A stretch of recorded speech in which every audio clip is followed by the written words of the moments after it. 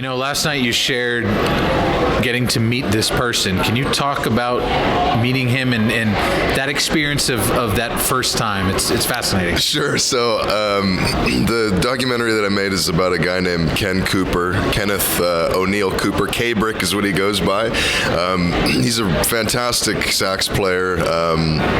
But the first time I met him, I was in this abandoned mall in Laughlin, Nevada, and at the time I was really into abandoned malls and sort of exploring the death of brick and mortar and sort of what that looks like. I think it's really interesting. We all have a lot of nostalgia around malls, so I was roaming about and I heard this the saxophone music being played in the mall somewhere. I thought it was being piped in, that it was muzak, that it was just background that was being played, and as I'm walking through the mall, it gets louder and louder, and I realize somebody's jamming, somebody's playing music in the mall. This is live, and so I'm kind of trying to follow the sound.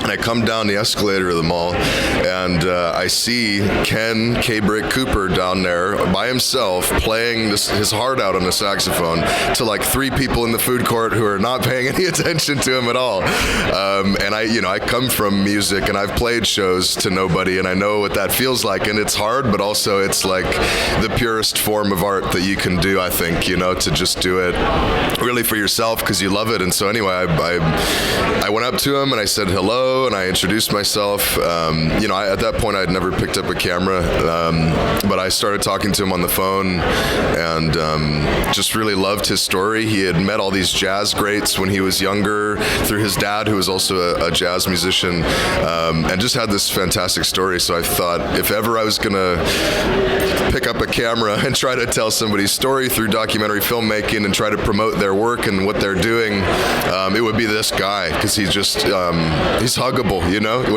When you see him talking, you just want to give him a big hug, and I wanted to try to share that with people and also hopefully inspire people to make art, because I think more people should make art. And I think if you can be one man alone in a dying mall in the desert, in a town with only 3 casinos and little to no nightlife, or there's not a lot of venues for him to play, so he just plays in this mall, and it's inspiring to me. It makes me want to make art when I met him, and hopefully the film can do that for other people too. What was the process of getting the photos that he showed you and weaving this into the film that we get to see? How long was this process? Yeah, so like I said, I had never picked up a camera in my life. So a friend of mine named Yona Moshammer, he was a co-director, partner on this. It was just the 2 of us. He's the one that I kind of wrangled in to help me to do this, and he's fantastic. He does a lot of commercial stuff. He's done some work for the BBC.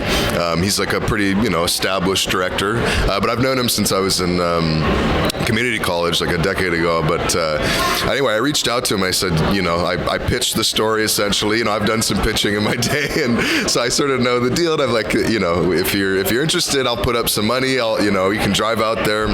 And we basically had a 2-day shooting schedule, and day 1 was mostly at the mall. There were some legal things going on, actually, like scheduling shooting at the mall. I was trying to be really above board. I called the mall and said, hey, we're gonna do this, and they were like, it's fine, I don't care. But then there was some ASCAP situation where they weren't supposed to have live music in the mall anymore because they weren't paying to have live music. You gotta pay ASCAP, to license music, and he was doing some covers. Anyway, there was all this weird legal stuff bubbling in the background, but we kind of took the plunge. We booked a date. Ken said he was down, and then we drove out there from LA where I live, which is 4 or 5 hours maybe to Laughlin, Nevada.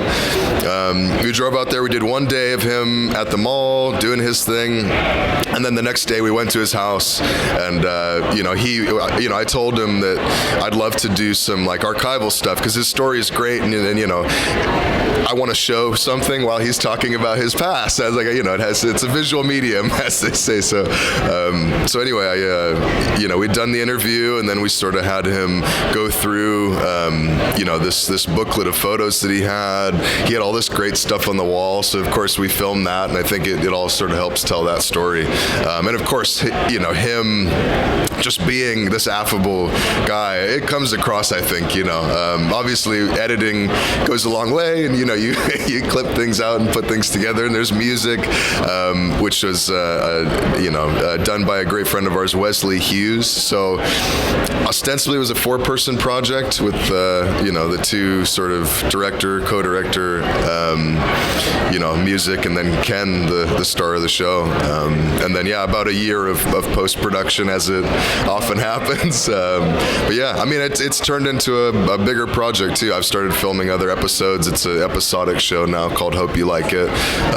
So it's just been with different people, introducing us to different people. Exactly. So I'm always on the prowl for like older musicians who are still doing it and have been doing it for years. Like generally they have some cool stories. You know what I mean? Folks who've been grinding it out, playing local clubs or playing street corners for years and years. It's on YouTube right now. I try to put them in film festivals. I mean, my promise to the artists is that they're going to get some promotional thing from this, right? So I do have somewhat of a promotional budget for each one of them and try to expose the world to their art. I am a one-man band, so to speak, so I don't have a big studio behind me. I only have so many marketing dollars I can put into it, but I've never been so creatively satisfied. And every one of these episodes I make, I'm happier than the last one. So it's been great. And I've got another 5 that I've shot, and I'm editing those right now. So this one was incredible. I can't wait to see the other 5. Thank you. I appreciate it. That affability is totally understandable. Yeah. That's what I look for too, like a huggability in somebody. Yeah. You know what I mean? Like, and there's certain people, and so far all the ones that I've shot so far, they have that aspect to them where you just want to reach out and you feel what hopefully you feel what they feel and what it's like to be a starving artist, because it's hard. It's really hard. And there's a lot of times where you play a show to nobody, or you have a film screening and nobody shows up, or your art gallery, nobody goes, or your painting hangs in a cafe for a decade and nobody buys it. Like, yeah, I don't know. It's real, but I don't want people to be discouraged from making art. I think like you should do it even if nobody cares. To me, that's sort of the gist of it. Make art, and it doesn't matter if anybody's listening or watching. Just do it. Well, we had your screening last night. I'd love to hear about it, because there were more than just a couple of us. There were a lot of us there. Yeah, well, it's like I said, I semi-recently got into filmmaking. I don't come from that background, and it was the biggest screen I've ever seen my work on. It was the biggest audience I've ever had. I always like to sit in the back so I can try to look at people's heads and see if they laugh when they're supposed to laugh and if they're somber when they're supposed to be. And it was great. I mean, and the Q&A afterward was great. I was able to sort of give some backstory as I'm doing now for sort of Ken's life and what it was like to meet him and be his friend. And yeah, I mean, Sound Unseen, hard plug for this festival, is fantastic. I only make films about music, so the fact that there's a film festival dedicated entirely to films about music, I couldn't be happier. I mean, I knew that it was worth flying out here, because I was like, these are going to be my people. If they really they care about if they really care about film and they really care about music, they're going to be my people. And so far, it's been exactly that. It's been amazing. I got to see a bunch of other fantastic films, meet a bunch of other fantastic filmmakers, and the staff of Sound Unseen is also some of the coolest people that I've ever met in my life. So it's it's been a fantastic experience.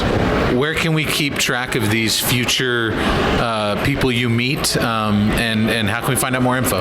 Yeah, absolutely. So I do have a website. It's called HopeYouLikeIt.org.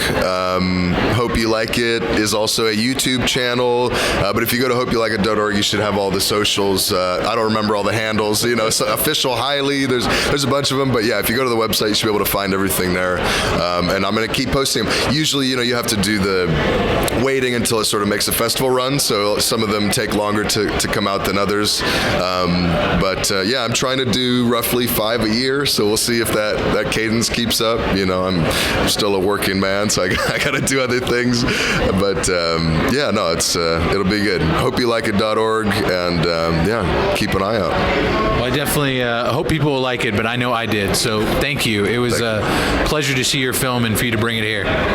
Thank you. I appreciate it.